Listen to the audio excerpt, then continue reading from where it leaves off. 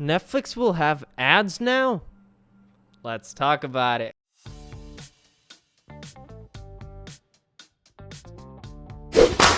Welcome to Clean Tech, home of daily technology news and reviews, and today we're going to be talking about the fact that this year Netflix might potentially support ads.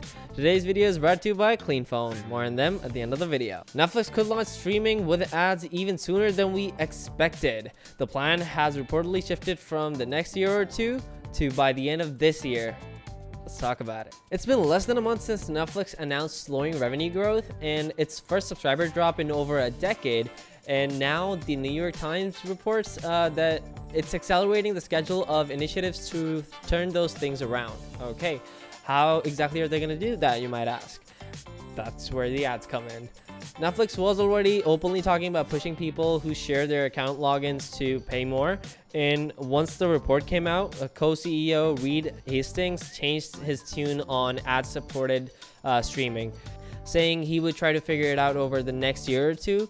According to the Times, a recent note to employees said executives are now aiming to introduce the ad tier at some point in the last 3 months of 2022, with a crackdown on password sharing starting in the same window. So obviously it's more of a corporate or business move, if you will, because Netflix has recently lost a lot of customers, and the ones that they have, a lot of password sharing is happening.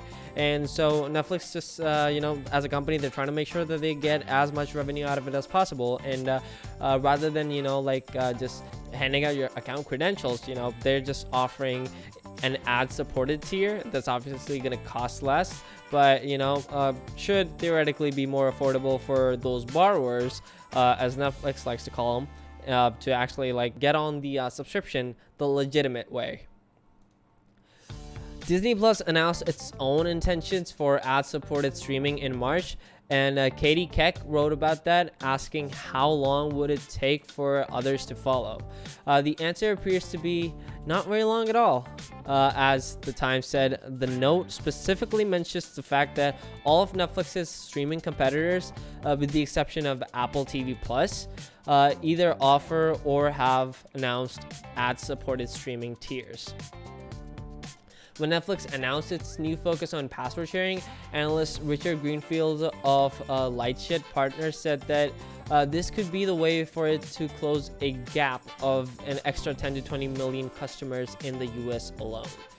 All these changes also arrive as Netflix is now more expensive than ever. Obviously, we did cover that article sometime in the past, so if you haven't checked that out, it's on the channel. Please do. The most recent price hike raised the monthly price of its standard HD streaming plan with 2 simultaneous streams by $1.50 to $15.49 per month, while its premium tier with 4K and 4 simultaneous streams now costs $19.99 in the US. Great. So, I mean, I get it. They're trying to make the most of their situation. Obviously, they can't just wave a wand and get all of their customers back. But then again, it's not just about, making the most of it, financially, is it? Netflix, if you're watching this, just please start offering better content.